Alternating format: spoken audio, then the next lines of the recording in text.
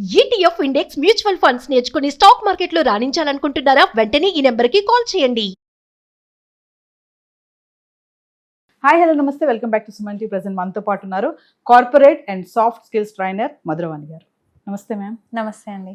Ma'am, Bengaluru IT startup company 1 డేలోనే 40% మంది వాళ్ళని లే ఆఫ్ ఫైర్ చేసేసిందంట. దీనికి గల కారణాలు ఏంటి అంటే 1 డేలో అంత పర్సంటేజ్ తీసేయడం అంటే? ఇప్పుడు మనం మెయిన్గా లే ఆఫ్ గురించి మాట్లాడుకుంటే ఏఐ కాకుండా ఎందుకు లే ఆఫ్ తీస్తున్నారంటే, ఇప్పుడు కంపెనీస్ ఏంటి, కొత్త స్టార్టప్ కంపెనీస్ అయితే వాళ్ళ ఇన్వెస్టర్స్ పైన డిపెండ్ అయి ఉంటారు. ఇన్వెస్టర్ నుంచి ఫండ్స్ రావాలి.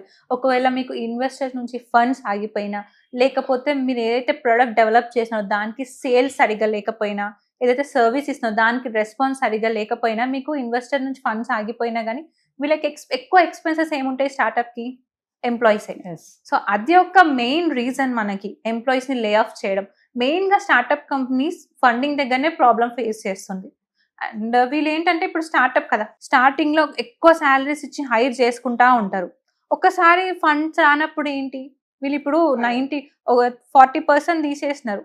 అండ్ ఒక్క ఎంప్లాయీ శాలరీ వచ్చి 92 lakhs per annum. కామెంట్స్ లో పెడుతున్నారు చాలా మంది.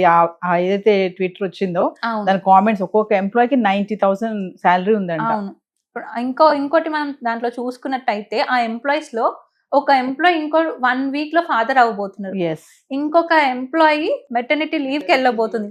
అంటే వాళ్ళు ఇప్పుడు ఒక కొత్త ఫేజ్ స్టార్ట్ చేస్తున్నారు. ఇప్పుడు 92 lakhs ప్యాకేజ్ ఉన్న వాళ్ళు, వాళ్ళ క్యాల్కులేషన్స్ వాళ్ళకు ఉంటాయి. పాపనో బాబు వస్తుంది, మెడికల్ ఎక్స్పెన్సెస్ ఉంటాయి, ఇప్పుడు వాళ్ళ హాస్పిటల్ ఎక్స్పెన్సెస్ ఉంటాయి, తర్వాత మా పాప బాబు ఫ్యూచర్, అవన్నీ వాళ్ళ క్యాల్కులేషన్ ఉంటారు. సడన్ గా అట్లా లే ఆఫ్ చేస్తే వాళ్ళు ఎంత ఎమోషనల్ కి, డిప్రెషన్ కి వెళ్ళి ఉండాలి. అంటే ఒక ఎంప్లాయీ కూడా అంత హై శాలరీ ఇస్తున్నారు కంపెనీ అంటే ఇమీడియట్లీ వెళ్ళడం అనేది కూడా ఎంతవరకు కరెక్ట్ అంటే నెక్స్ట్ ఫ్యూచర్ ఏంటి అనేది ఆలోచించకుండా, ఇప్పుడు 1 lakh శాలరీ ఇస్తున్నారు, 90,000 శాలరీ ఇస్తున్నారు అంటే ఎటు ఆలోచించకుండా, వెనక ముందు ఆలోచించకుండా వెళ్ళిపోతారు. మరి ఇలాంటి పరిస్థితులు ఎదురైనప్పుడు చాలా ఇబ్బంది కదా. సో అందుకనే మీరు ఎప్పుడైనా ఇంటర్వ్యూకి వెళ్ళేటప్పుడు మీరు ఎంత ఎక్స్పీరియన్స్ ఉన్నా పర్లేదు, మీరు ఏ కంపెనీకి వెళ్తున్నారు, ఆ కంపెనీ క్లయింట్స్ ఎవరెవరు ఉన్నారు, ఎన్ని ఇయర్స్ నుంచి సర్వీస్లో ఉన్నారు, రివ్యూస్ ఏంటి, కంపెనీస్ రివ్యూస్ ఏంటి. మనకి కంపెనీ రివ్యూస్లో చూస్తే ఎంప్లాయీస్ రివ్యూస్ కూడా ఉంటాయి, అంటే ఎంప్లాయీస్ పెట్టినవి కూడా. సో అవి చూసుకుంటే మీరు కంపెనీ ఎంప్లాయీస్ని ఎలా ట్రీట్ చేస్తున్నారో అది కూడా తెలుసుకోవచ్చు. సో బిఫోర్ మీరు ఏదైనా న్యూ స్టెప్ తీసుకున్నప్పుడు, లేకపోతే మీరు వేరే ఆపర్చునిటీ కోసం చూసినప్పుడు తప్పకుండా మీరు కంపెనీ గురించి రీసెర్చ్ చేసుకోవాల్సి ఉంది. అయితే ఇప్పుడు స్టార్టప్ కంపెనీస్ అన్ని కూడా ఇలానే ఎంప్లాయీస్ అందరినీ కట్ చేసుకుంటూ వెళ్ళిపోతున్నాయని టాక్ నడుస్తుంది. నిజమే అంటారా? అంటే స్టార్టప్స్ ఎందుకు ఇలాంటి డెసిషన్స్ తీసుకుంటున్నాయంటే, మనం మాట్లాడుకున్నట్టు ఫస్ట్ ఫండింగ్ ప్రాబ్లం.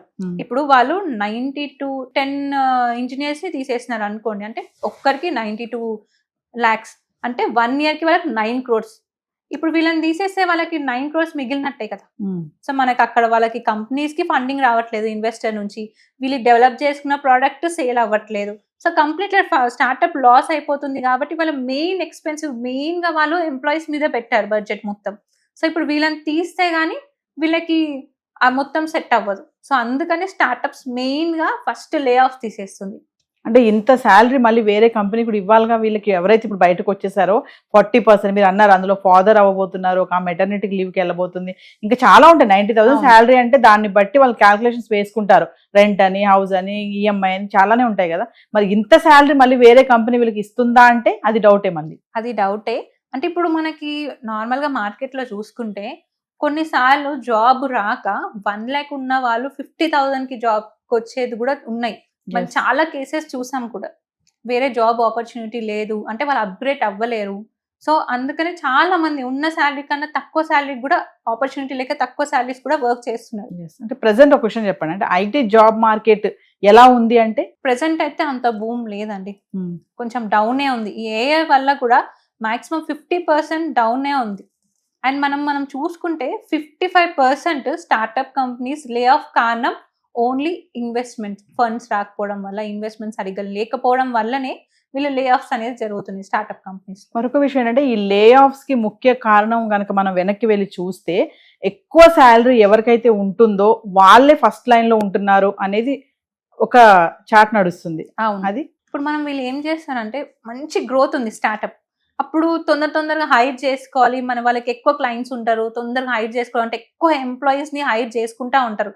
ఒక 10-20 రూపీస్ ఎగ్జాంపుల్ ఎక్స్ట్రా పెట్టైనా హైర్ చేసుకుంటున్నారు. కానీ వన్స్ ఆ ప్రాజెక్ట్ అయిపోయింది అనుకోని, వీళ్ళకి అంత ప్రాజెక్ట్ రాకపోతే వీళ్ళకి ఏం ఆప్షన్ ఉంది? Yes. వీళ్ళని ఎంప్లాయీని తీయడం తప్ప వేరే ఆప్షన్ లేదు. సో అందుకనే వాళ్ళు మెయిన్ గా స్టార్ట్అప్ ప్రాబ్లమ్స్ ఇదే అవుతుంది. Yes. అంటే ఐటీ సెక్టార్స్ లో మామూలుగా చూసుకుంటే ఇప్పుడు సైకలాజికల్ గా మాట్లాడుకుంటే కొన్ని స్కూల్స్ లో కూడా పిల్లలకి సైకలాజికల్ క్లాసెస్ చెప్పాలి, ఉండాలి, పిల్లలకి అన్ని తెలియాలి అంటా ఉంటారు. మరి కమింగ్ టు ఐటీ సెక్టార్స్ కి వస్తే ఇలాంటి ప్రాబ్లమ్స్ ఏమన్నా వచ్చాయనుకోండి, సమస్యలు ఏమన్నా ఉన్నాయనుకోండి, మరి మీకు సైకలాజికల్ గా వాళ్ళకి ఎక్స్ప్లెయిన్ చేయడానికి, క్లాసెస్ తీసుకోవడానికి ఎవరైనా మెంటర్స్ ఉంటారా ఐటీ సెక్టార్స్ లో? ఇప్పుడు మేము ఇచ్చేది ట్రైనింగ్ సాఫ్ట్ స్కిల్స్ ట్రైన్ లో కూడా మీకు స్ట్రెస్ మేనేజ్మెంట్, టైం మేనేజ్మెంట్ అవి కూడా ఉంటాయి. అంటే మీకు ఎక్కువ స్ట్రెస్ ఉన్నప్పుడు ఎట్లా హ్యాండిల్ చేయాలి, మీరు టైం మేనేజ్ ఎలా చేసుకోవాలి అన్ని మేము ట్రైనింగ్ ఇస్తా ఉంటాం. సో దాని వల్ల వాళ్ళు ఇలాంటి ప్రాబ్లమ్స్ ని కూడా ఈజీగా సాల్వ్ చేసుకోవచ్చు. మామూలుగా చాలా మంది అంటూ ఉంటారు ఐటీ సెక్టార్ లో టార్గెట్స్ పెట్టి తీసేస్తారు, అంటే వాళ్ళని తీయలేక డైరెక్ట్ గా టార్గెట్స్ పెడతారు. ఐటీ సెక్టర్ కాదు, ఏ కంపెనీ అయినా చూడండి, ఎక్కువ పని చేయిస్తున్నారు అంటే అరే నిన్ను తీసేయడానికి ప్లాన్ లో ఉన్నారు, నీకు టార్గెట్ పెట్టారు, నువ్వు ఇది చేయలేకపోతే నేను తీసేస్తారు అని అంటా ఉంటారు కదా. మరి కమింగ్ టు సాఫ్ట్వేర్ లో కూడా ఇలానే ఉంటుందా? టార్గెట్స్ అంటారు కదా. ఖచ్చితంగా అండి. అంటే మనం అన్ని సెక్టార్ లో ప్రెషర్ అనేది ఉంటది, కాకపోతే ఐటీ సెక్టార్ లో ఇంకొంచెం ఎక్కువ ప్రెషర్ ఉంటది. సో డెడ్ లైన్ ఉంటుంది, మీరు చేయాల్సింది. ఇప్పుడు ఆ ఎంప్లాయీ మీద టార్గెట్ ఉన్నాను అనుకోండి, దానిపైన ఖచ్చితంగా ఇంకెక్కువ ప్రెషర్ పెడతారు. అంటే ప్రెషర్ తట్టుకోకుండా వెళ్ళిపోతారు కదా అని అట్లాంటివి ఒక స్ట్రాటజీ యూజ్ చేస్తారు. సాఫ్ట్వేర్ అనగానే లైఫ్ బిందాస్ ఉంటుంది, చక్కగా మంచి అద్దాల మేడలో ఉంటాడు, మంచి శాలరీ ఉంటుంది, వీకెండ్ పార్టీస్ ఉంటాయి, ఓన్లీ 5 days వర్క్ చేయాలంటారు. కానీ ఆ 5 days వాళ్ళకి ఉండే వర్క్ కూడా అంత హెక్టిక్ ఉంటుంది కదా. చాలా ఉంటుంది. అంటే మనం అన్నిటికన్నా కంపేర్ చేసుకుంటే సాఫ్ట్వేర్ కి ఎక్కువ ప్రెషర్ ఉంటుంది. ఇప్పుడున్న డేస్ లో సాఫ్ట్వేర్ కి చాలా ప్రెషర్. ఆ ప్రెషర్ తట్టుకోలేక కూడా చాలా మంది డిప్రెషన్ లోకి వెళ్ళిపోవడం, వర్క్ ప్రొఫెషనల్ బ్యాలెన్స్ చేయకుండా డిప్రెషన్ కి వెళ్ళిపోవడం, లేకపోతే జాబ్ క్విట్ చేయడం, ఇలాంటి చాలా కేసెస్ అవుతున్నాయి. సో ఫైనల్ ఒక విషయం చెప్పండి, ఎంప్లాయీస్ అందరికి ఏంటంటే స్టార్ట్అప్ కంపెనీస్ ఎవరైతే పెడుతున్నారో మరి అది కనుక వాళ్ళు హైర్ చేసుకుంటున్నారు అంటే వెళ్ళడం అనేది ఎంతవరకు కరెక్ట్ అంటారు స్టార్ట్అప్ కంపెనీస్? ఇప్పుడు అన్ని స్టార్ట్అప్స్ లే ఆఫ్ చేసేయని కాదు. ఇప్పుడు స్టార్ట్అప్ కంపెనీస్ ఇవాళ స్టార్ట్ చేసి 1-2 years లో చాలా హైట్స్కి వెళ్ళినవి కూడా ఉన్నాయి. సో మీరు ఎప్పుడైతే స్టార్ట్అప్ కి అప్లై చేసిన వాళ్ళ ప్రోడక్ట్స్ ఏంటి, వాళ్ళ సర్వీస్ ఏంటి తెలుసుకొని వాళ్ళ సర్వీస్ కి ఫ్యూచర్ ఎలా ఉంటుంది, ఆ ఫ్యూచర్ నేను దానికి యాడ్ అయితే ఎలా వాల్యూ ఉంటుంది, నాకేం బెనిఫిట్ ఉంటుంది, ఇవన్నీ మీరు రీసెర్చ్ చేసుకొని స్టార్ట్అప్ కంపెనీ ఆఫర్ ని యాక్సెప్ట్ చేయాలి. అప్పుడు ఇలాంటి ప్రాబ్లమ్ ఫేస్ అవ్వకుండా ఉంటుంది. ఎమర్జెన్సీ సడన్ గా ఇట్లా ఏమైనా లే ఆఫ్ జరిగితే ఇబ్బంది పడకుండా ఉంటుంది. Thank you.